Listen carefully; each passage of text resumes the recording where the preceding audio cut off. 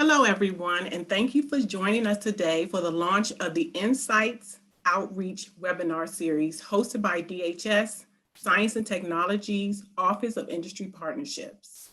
I am extremely excited that I have been selected to start off this webinar series.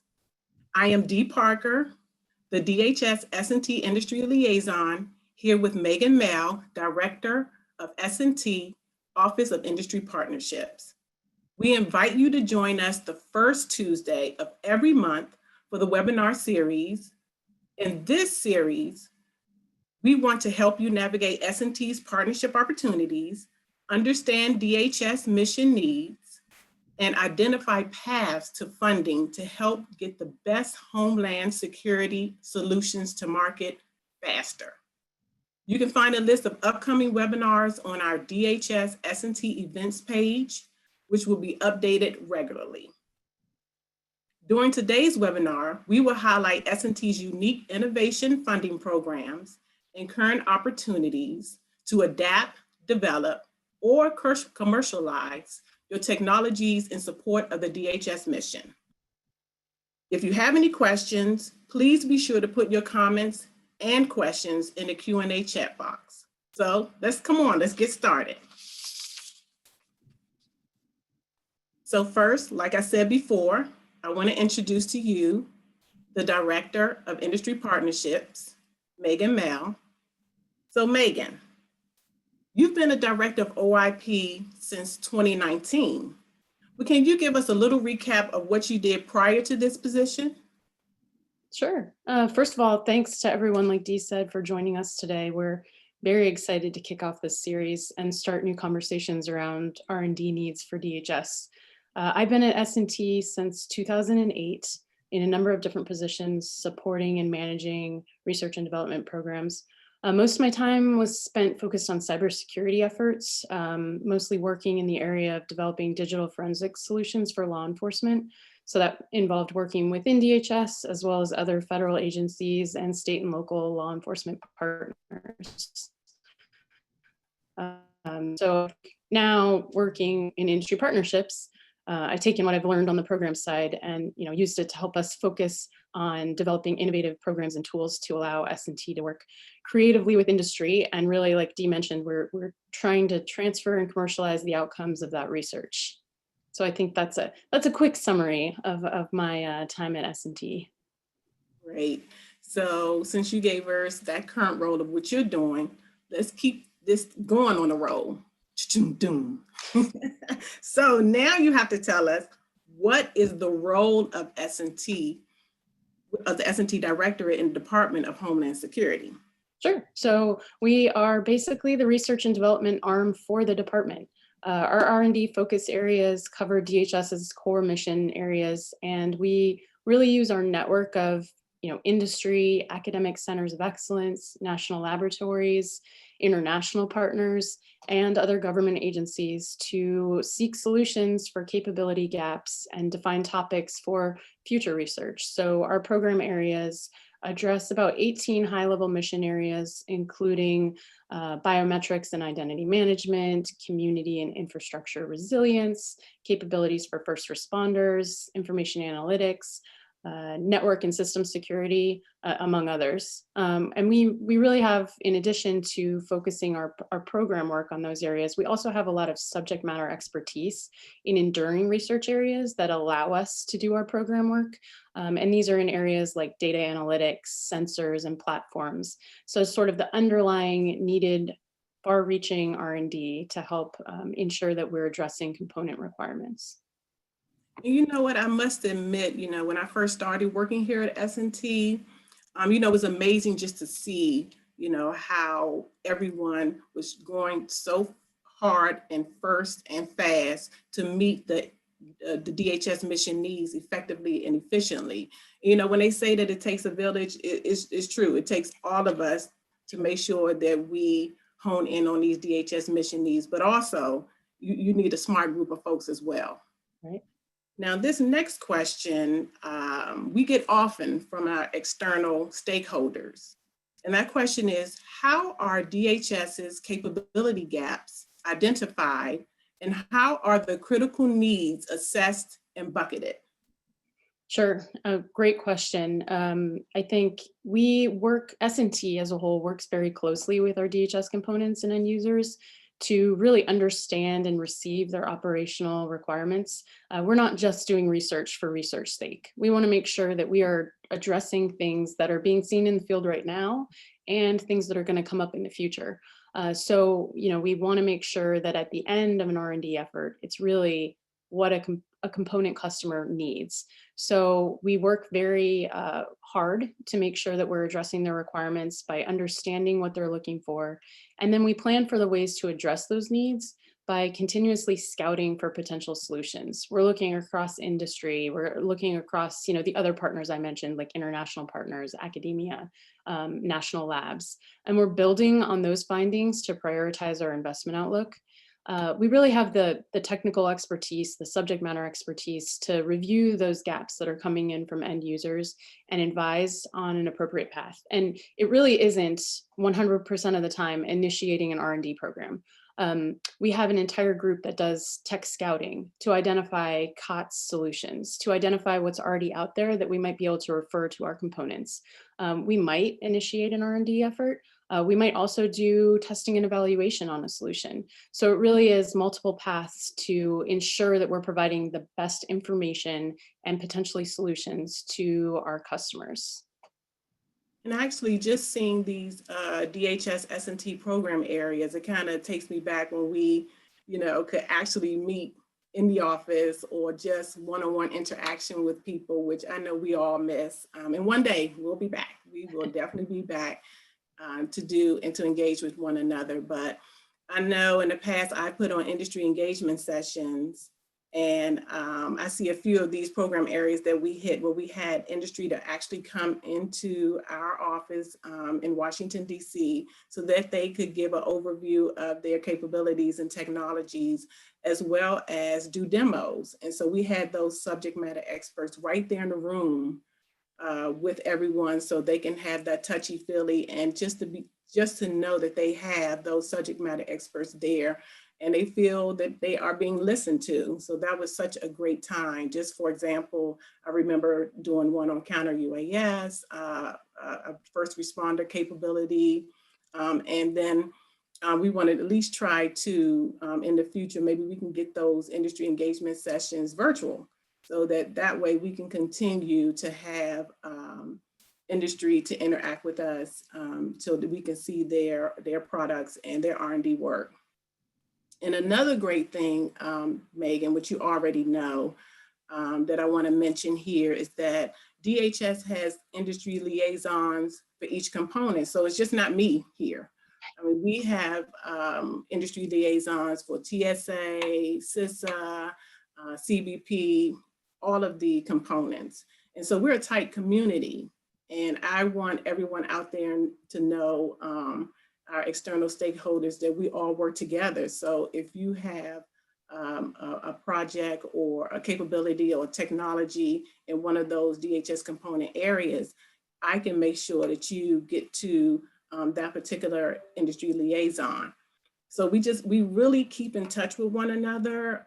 We have bi-monthly meetings, And we like to keep abreast of technologies and critical needs that they have over there in those DHS components. And so whatever they're seeking, we can work together to go back and forth so that we can have conversations to talk to one another. I know that Megan, you did one of our industry liaison council meetings, and how did you feel, when you went there? Did you feel that, you could be able to, talk with us and get things accomplished, Yeah. over the next few years?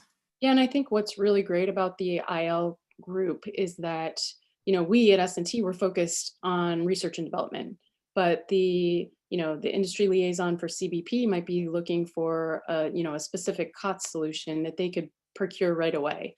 So, I mean, we get a lot of interested people coming to us with technology, and they're not always R&D efforts. So you're able to connect with your colleagues and make those connections. So it could go right to a procurement at CBP that maybe S&T wasn't interested in because it didn't fit into our R&D wheelhouse. So I think being able to put your face and your name to sort of just a government inbox, and being able to know that in the background you can help make those connections for people. I mean, that's huge, right? That's one step. You're not just writing into a black hole. I think you're really doing the work in the background to make sure that you're making the connections for folks.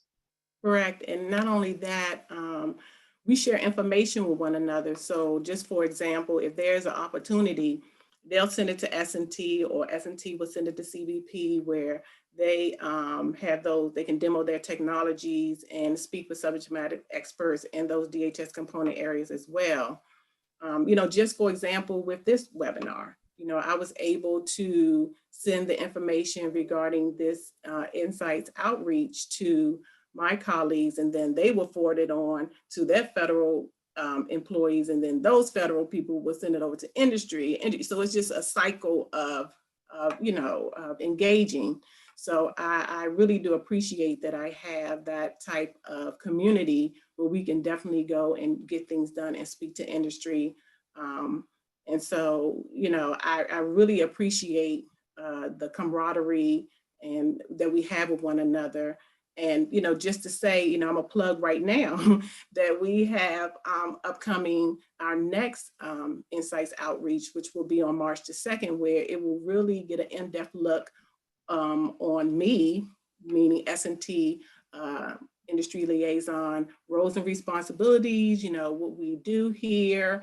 And not only that, we'll get a quick sneak peek into other industry liaisons throughout the DHS component. So we wanted to be like a workshop feel, where it's more hands-on, where we can kind of show industry how to get in touch with S&T, how to get in touch with headquarters DHS industry liaison. So that's going to be a real exciting time. More of that information will be, towards the end of this webinar, but I just at least wanted to plug that to know that great things are coming down the pipeline.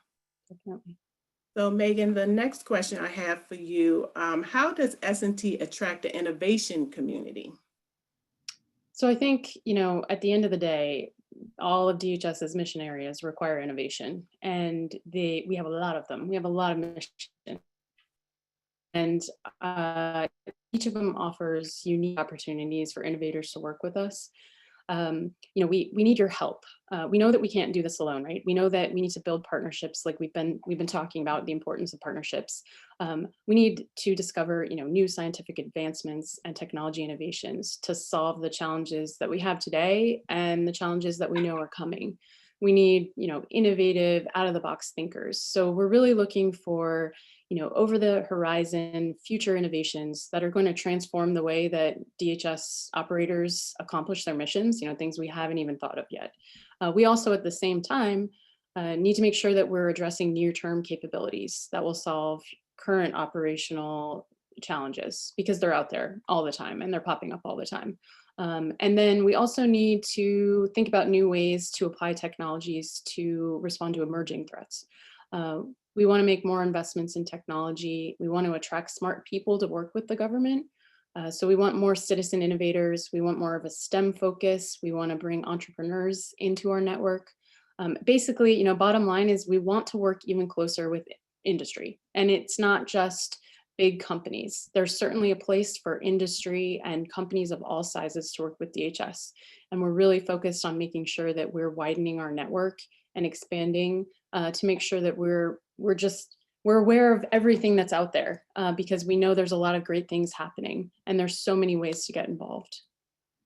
And, just, while I was listening to you talking, something just popped in my mind, being, capturing innovation across, the country or just internationally, just with COVID-19, everybody had to kind of just stop what they were doing to work on different projects, not only, just DHS, but probably all agencies and our private sector, just around the world and internationally, how we just all had to come together and figure this thing out. And we had to, just jump into making sure that we get the work done and we all work together as a huge workforce to make sure that we try to combat, this pandemic in any way, any means necessary, whatever we needed to do.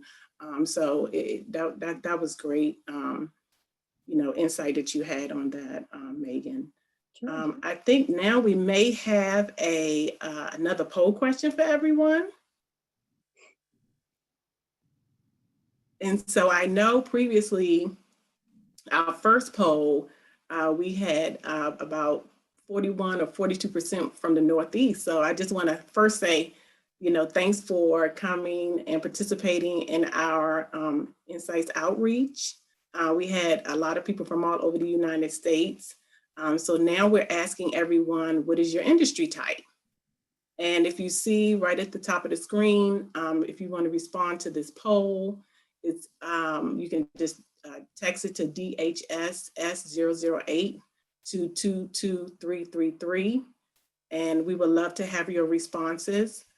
So that way we'll know through this webinar how we can engage with you or just give you additional information, whether you are an entrepreneur or startup, a small business, if you're a medium or large business, R&D or academia or other. So Megan, you see they're coming in. Small businesses is winning. Nice. Do you have any anything maybe you want to say about just small businesses, just a little tidbit, since you've been working really closely with the SPRR director? So I think, small businesses and the startup community, we focus a number of our programs on those two communities. I think we have tools, programs that we've designed that have, non-traditional funding mechanisms, specifically for those groups. And, we can get into it in a minute after everyone's had a chance to answer the poll. But I think, what we really focus on is making sure that we are making it easier for people to work with us. We know what an investment it is for a startup, for a small business to attempt to respond to a solicitation from the government. Slapping a 50 or 60-page solicitation on a website, it's a huge cost to a small company. So we want to make sure that we're making it easier and quicker to get government funding. And I think that kind of is a quick summary of really what we're trying to do. Okay, they're coming in, so great. So that actually the poll leads us right into our next question. What types of unique funding opportunities exist for small businesses, startups, or anyone who has never worked with the government before? Where does someone start? Yeah, and it looks like from the poll, we had a pretty good breakdown of, the categories that we thought across industry, which is great to see. And there really are a variety of ways to work with us. As I said, we're kind of looking for industry of all types because we know there's different solutions everywhere.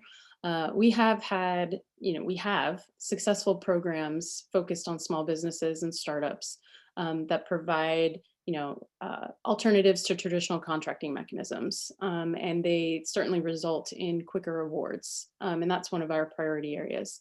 The best way to begin for someone who hasn't worked with us is take a look at our website, the S&T website on dhs.gov. And really there you'll find up-to-date information about our programs and our business opportunities. And we'll get into that in a little bit. But if I can just provide a quick summary of these 6 programs that we run that are on the screen right now. The first is our involvement with the Israeli Ministry of Public Security in the Binational Industrial Research and Development Homeland Security Program. That is a mouthful, but S&T and MOPS provide funding to the Byrd Foundation for specifically call for proposal. We do one every year, and it's focused on Homeland Security technologies. And these are topics that we've agreed are priority areas for both us and Israel.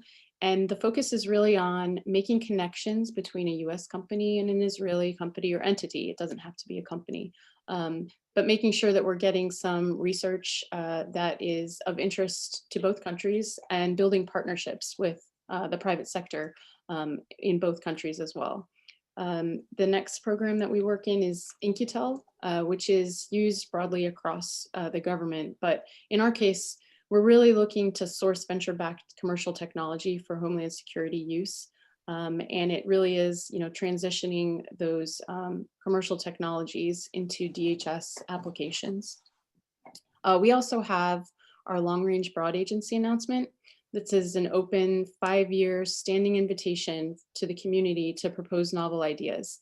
If you go and you look at our long-range announcement right now, they're very high-level topics and they change every so often, but it really is an invitation to you to tell us how you might help us solve them. We aren't telling you exactly what we need.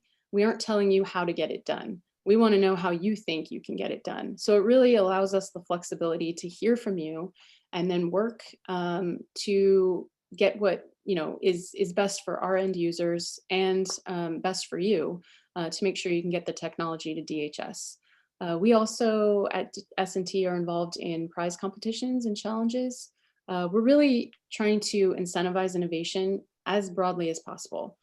Challenges and prizes, they're really looking to do public crowdsourcing to get the solutions that we need that might not otherwise be completed via a normal solicitation. An example of a prize competition is one that TSA is running right now called The Power of the Passenger. It's open for just a little longer, and it really is looking at unique ways to solve a challenge from people who might not have thought about how they could help TSA operations.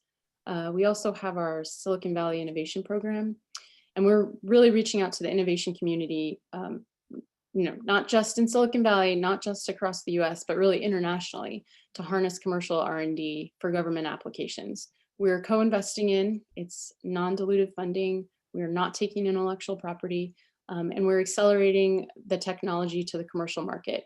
We also work very closely with our component end users. So companies, startup companies who haven't worked with the government before have access to end users who can explain use cases and really help the companies feel like they are connected to the mission and the program, and really help to switch from the commercial side into providing solutions for the government as well. And finally, our Small Business Innovation Research Program. SBIR is well used across the government. It's been around for quite a while, but at DHS, we really use it heavily. And we've seen some great successes at a SBIR program. It's really looking for small business ideation, prototype development, and commercialization of technologies. And it starts from a 6-month effort, and it can grow into something that has huge commercial applications. We've seen it happen. We've seen something start from a very small idea that has grown beyond anyone's initial thoughts. So it's great to see all these different programs providing the potential for people to work with us in very different ways. And so S&T has a resource called the Industry Guide that captures all of the information that Megan actually just spoke about. I just have a picture up right here. It gives a thorough overview of S&T's R&D investments, priorities, and business opportunities. And one great area I just want to show everyone, which I love, is just, I know you can't see it, but I just want to at least let you know it's right in the middle of the guide. It's on our website, but it kind of just gives you a quick look at, if you have a concept or idea or prototype, or near market or tech and systems or commercial products, it will tell you which tool would be best for you to use, meaning if you should look into the prize competition or SBIR or the broad agency announcement or Silicon Valley. So it just gives you these quick little dots, and it kind of shows you where your bucket is and where the opportunity is best for you. So I just wanted to plug the industry guide and just let you know that it is on our website. And, if I could really channel my inner self, of one of these funding opportunities, I really think I would be a prize competition. Okay. And the reason why is because it's a non-traditional approach to problem solving. It inspires all citizens to find creative solutions to tough problems. And, my friends, they always come to me for the tough problems, and I always give them a great solution for it. So I think that that's what I would channel my industry. I think that's me in a nutshell. What would be your inner business to opportunity, Megan? Who would you be if you I had to think pick? I like the long range BAA potentially, full of opportunity, open to everyone, lots of different topics and ways to work with us, very open-ended. Yes. So we have another question, which is, what happens to solutions that S&T performers develop and DHS implements? Does DHS own the intellectual property? And I'm just going to go ahead and say the last one, which is, what are the main goals for solutions industry develops for DHS?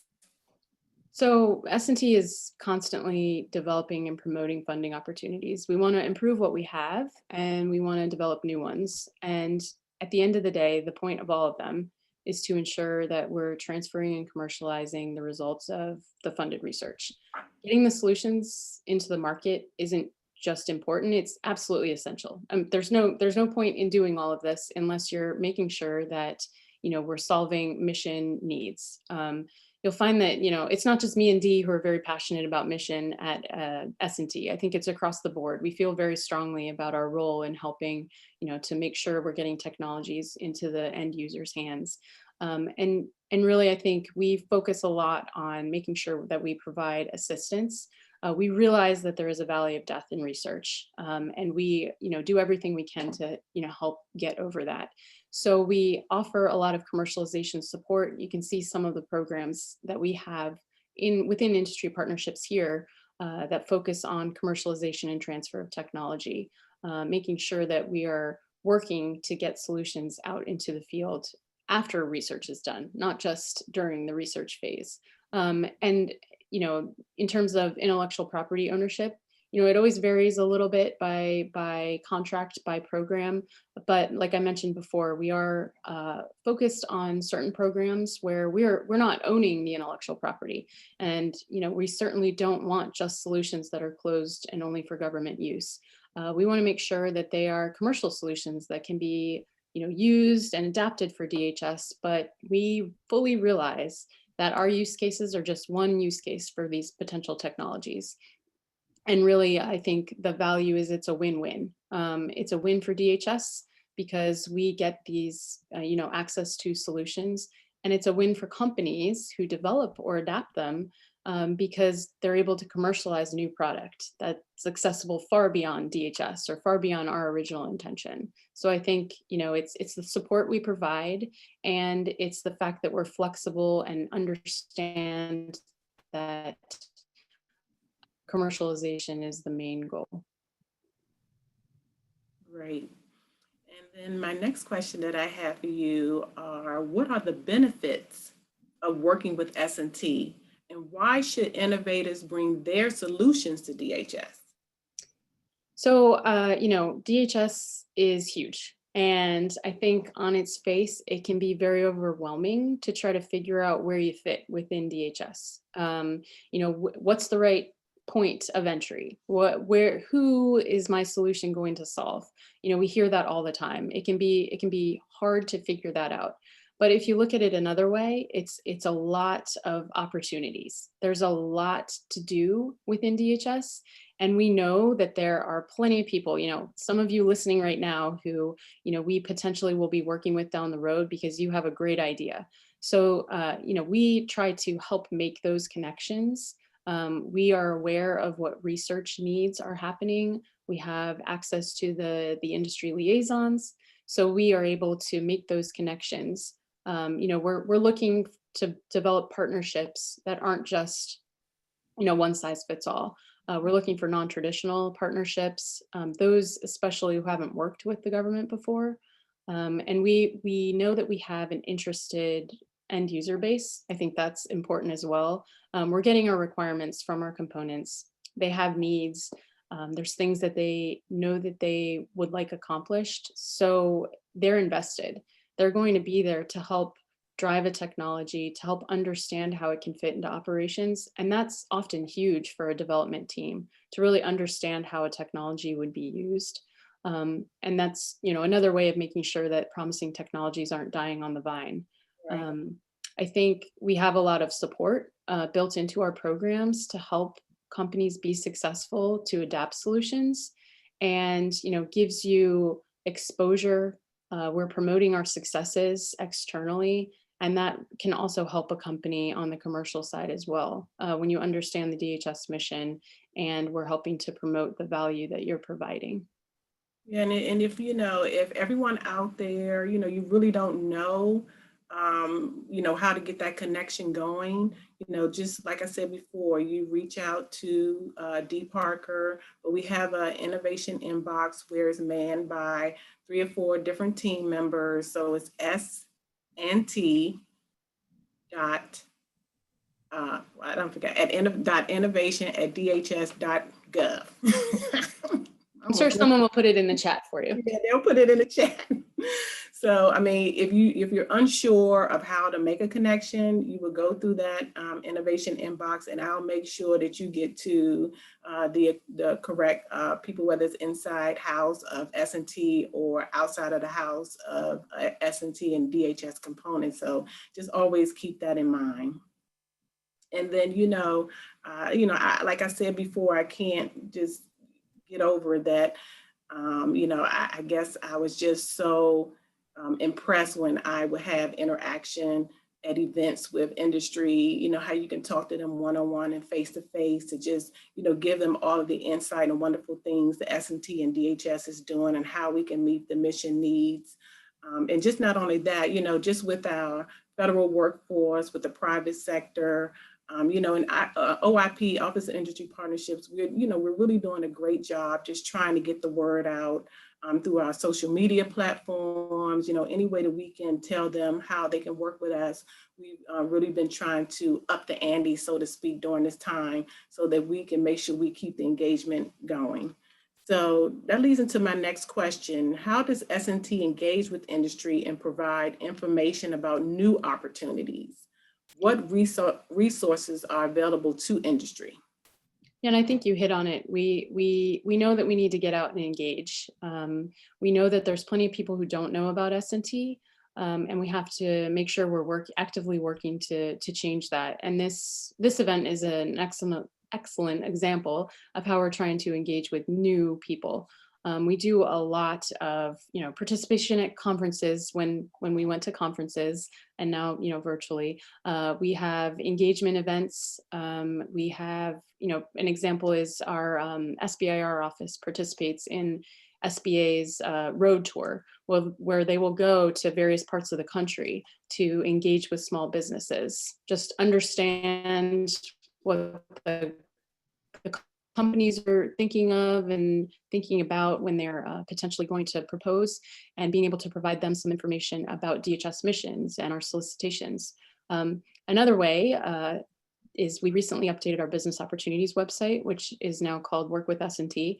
And we hope, and tell us if we haven't hit the mark, we're open to feedback, is we hope this has made finding information about how to work with us a little easier and more informative.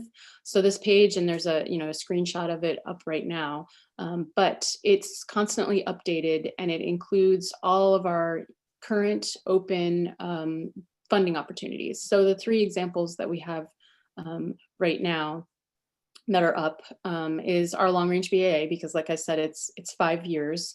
So it's sort of always open.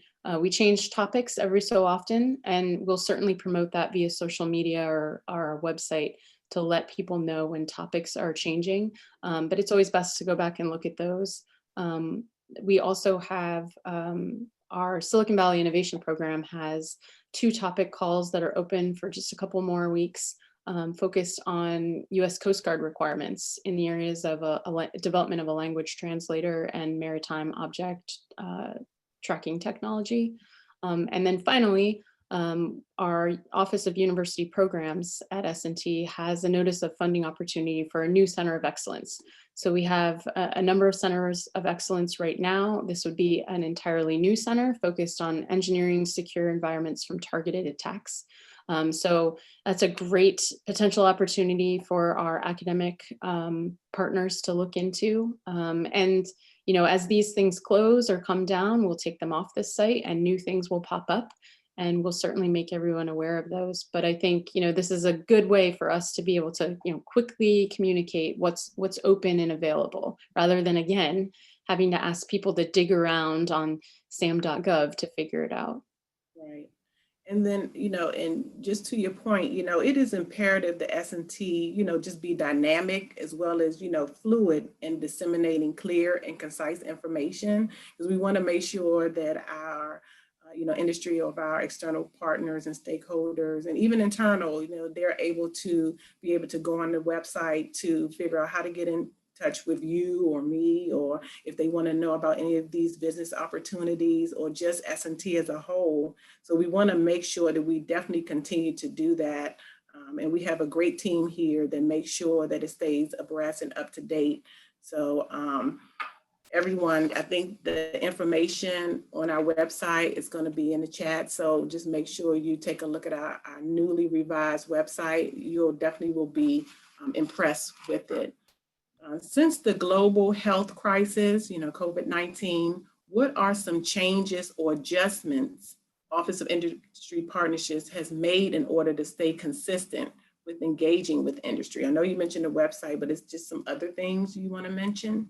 Sure. I think just like everybody else, we've had to go virtual and figuring that out. We love to get out and talk to people and meet people. We love to go to conferences and, you know, really share information about business opportunities.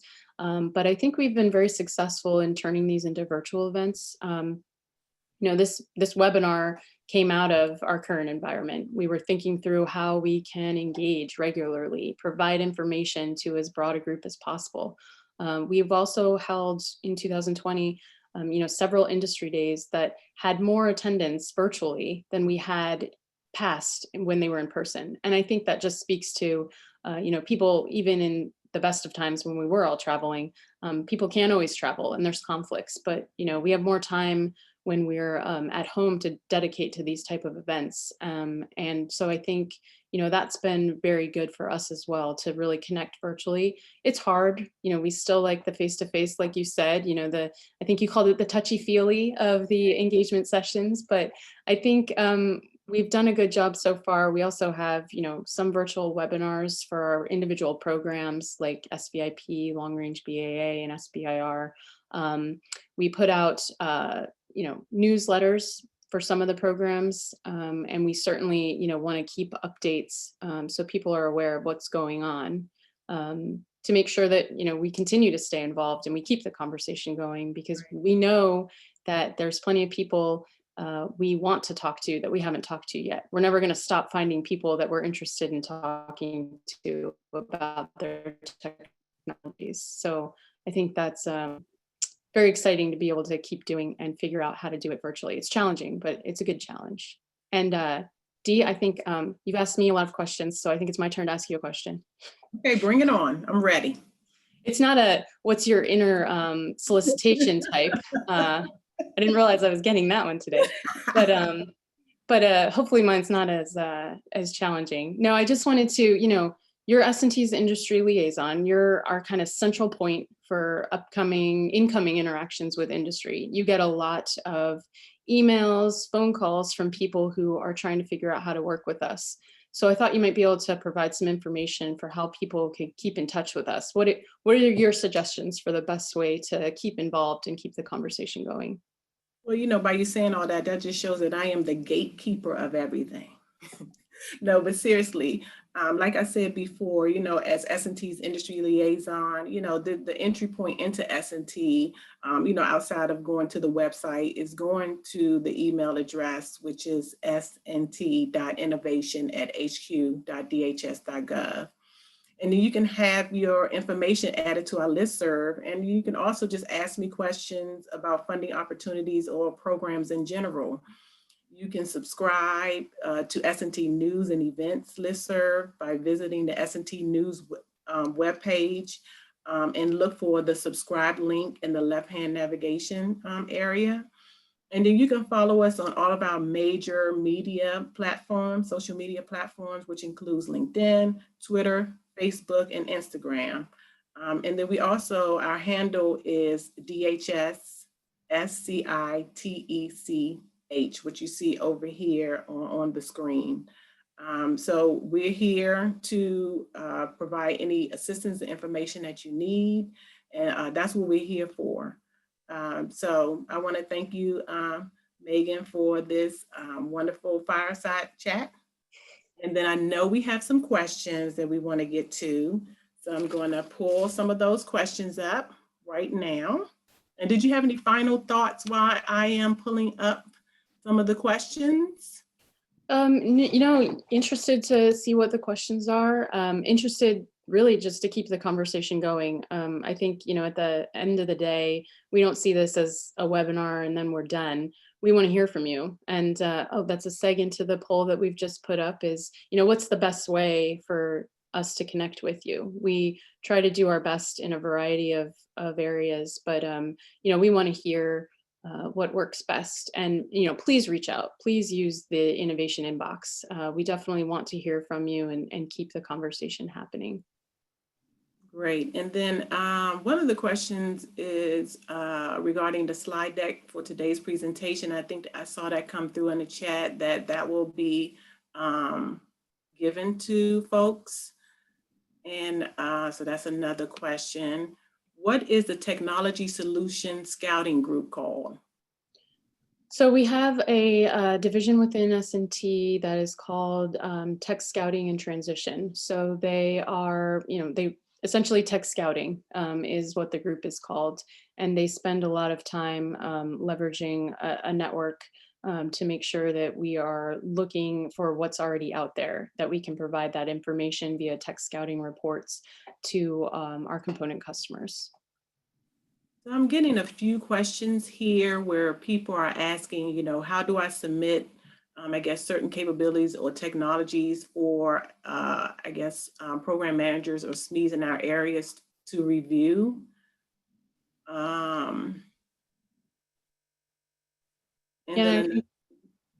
Sorry. You can go ahead. I was just going to say, I think that's a perfect example of, if you don't know who is, doing what or who specifically to reach out to, who the right program manager is, I think that's the perfect spot to send an email to the innovation inbox, and Dee will work her magic to sort of try to make the right connections in the background, make the program office aware of the technology, and if it makes sense, to set up a conversation to discuss further. Did I get that right, gatekeeper? Yes, you did. And then I have another one, which is probably falls in that same bucket, but it says, I know that water and wastewater utilities are technically under DHS since 9/11. Would new technology in wastewater data collection and management fall under DHS S&T? We'd certainly be interested in hearing about the technology, and we can, work in the background to try and find the right fit at S&T or elsewhere. And then we also have another question. How does your S&T work in maritime safety and security with work by the Coast Guard and local first responders in America's ports and waterways? So we certainly work very closely with Coast Guard. We have a person on the S&T side, a portfolio manager who works just with Coast Guard to identify their requirements. We also partner with the RDC. So there's certainly work that we do together, or that it collaborates with work that they have ongoing. If you have specific efforts in mind, we're certainly happy to go back and make those connections.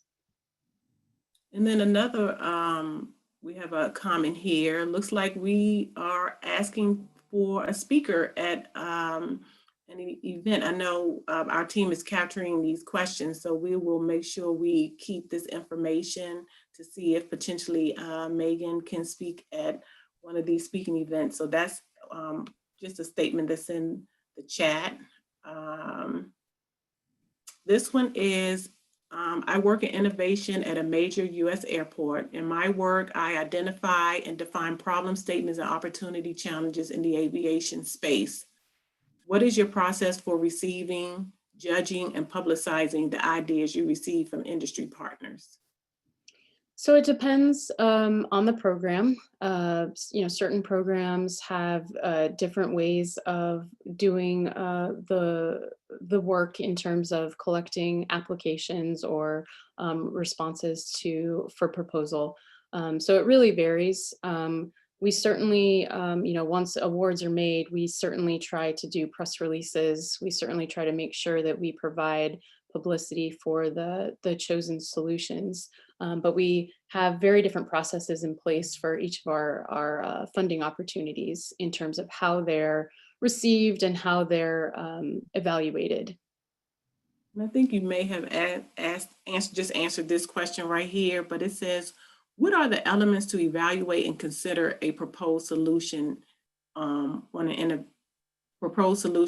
innovation? Can you please elaborate on the requirements to qualify as an innovative solution?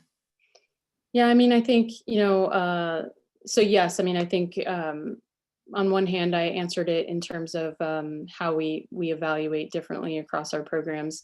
I think, the point here might also be, what's actually an innovative solution? And maybe it's in the eye of the beholder a little bit. I think, innovative is they're very broad words. We want to hear what you have. What are you doing that no one else has done? What are you doing that hasn't been used by DHS yet? What do you think that DHS isn't aware of? We want to hear about those things. And then we will certainly have to do the work to try to map them to the requirements that we're aware of. And obviously, we're going to be able to make some of those distinctions in coordination with our components, but we don't know what we don't know right now. Thank you for that one. And then the next question I have is, could you please describe some of the commercialization assistance programs a bit more? I'm unfamiliar with partnership intermediary agreements. Sure.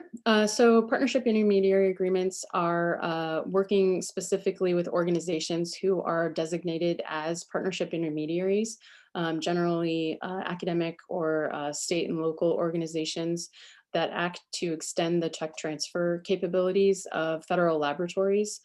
So if you're a PIA or you're able to be a PIA, you probably already know that. But we are able to work via PIAs to extend our tech transfer. So a partnership intermediary can help us with some scouting efforts. They can help us with transfer and commercialization of solutions. And a couple of our other commercialization programs, we run our cooperative research and development agreement program for DHS. So we are able to engage with entities via CRADAs to work on tech transfer, work on research and development. These are agreements that are outside of FAR contracting, and they allow us to exchange information. The government doesn't exchange any funding via a CRADA, but we do allow for testing and evaluation and information exchange under a CRADA. We also are focused in our tech transfer office on licensing of technologies. making sure that we're tracking patents that DHS are doing in coordination with our general counsel, and how we can make sure that those are licensed. And we also have a commercialization accelerator program, which is looking to further technologies that are federally funded, whether it's at DOE labs, DOD labs, DHS, to help further. Maybe something was funded a few years ago and it didn't have a specific DHS application. Well, now we can come in and we can take a look at it, understand how it might match to a DHS use case, and tweak things a little bit to see it out, get it off the shelf, dust it off. So those are some examples of the commercialization programs that we're working on. So we probably have a little bit more time for maybe 3 more questions. So the next one is, what if you have a mature new technology or capability and it's currently being used on a limited basis by another government department, but the product or capability has direct application to the DHS mission? How do you approach bringing this product to DHS? I'd say, our innovation inbox is a good place to start. Tell us about what it is. If you're not sure of, beyond that there's some DHS application, but you're not sure specifically which DHS component or area or how to make those connections, let us help you there. Maybe it doesn't require R&D, but we can make connections to, industry liaisons at the other components to make sure they're aware of it. Try to set up a conversation to keep talking about it. That's something that we're certainly in the business of doing. And then we have just a few questions that I could answer regarding where to find our funding opportunities. I think we said that closer to the end, but you can check out our website for that. Someone is asking, do we have an academic engagement office? You mentioned that it was the Office of University Programs. If you want more information on that, that's on our website. Someone is just asking to see if they could work with DHS just as a whole, as a position. If you email the innovation inbox, I can forward you to, that's out of our scope, but I can forward that to our human resources office to see if they have more information on USA jobs for that.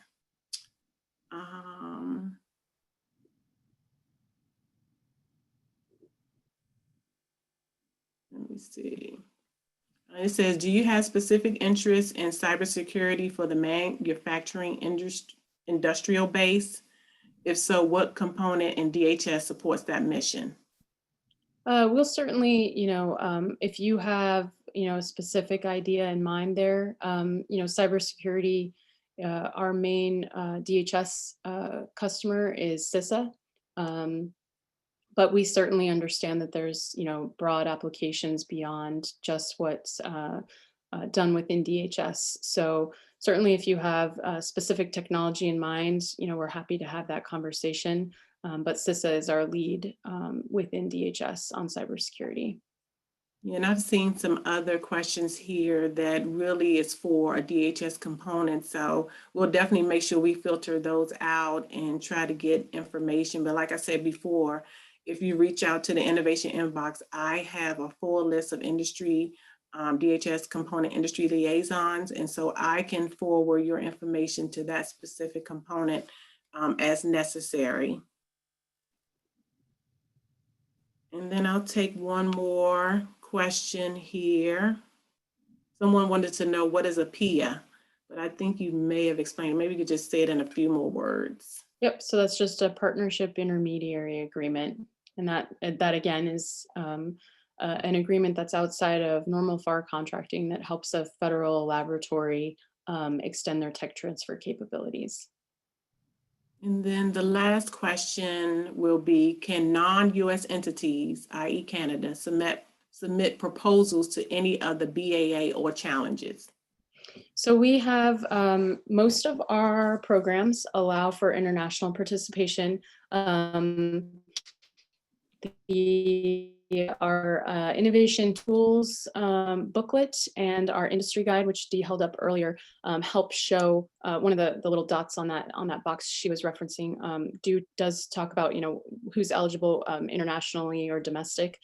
So most of our programs do allow for international participation. That would be, our Silicon Valley Innovation Program, our long range BA. We certainly work with international companies quite a bit. Really, the prizes tend to be US citizens, and our SBIR program is primarily, obviously, US as well. Okay, we have a few more questions in the chat, but we'll probably have to maybe try to answer most of them if I get any responses through the innovation inbox, because we're coming to an end of our first Insights Outreach webinar. And I definitely want to just thank everyone who participated today. And I also want to plug again the next Insights Outreach, which will be on March the 2nd, with myself and some other colleagues, as well as, like I said, navigation workshop. So we want to be able to show you different things that's going on through our website or just through S&T and DHS as a whole. So I hope everyone will join us. And I really appreciate the time that everyone has put in to be with us. So I'm just gonna show my face one last time to say thanks again. And I hope to see you on March 2nd, 2021. Yes, thank you everyone for joining us.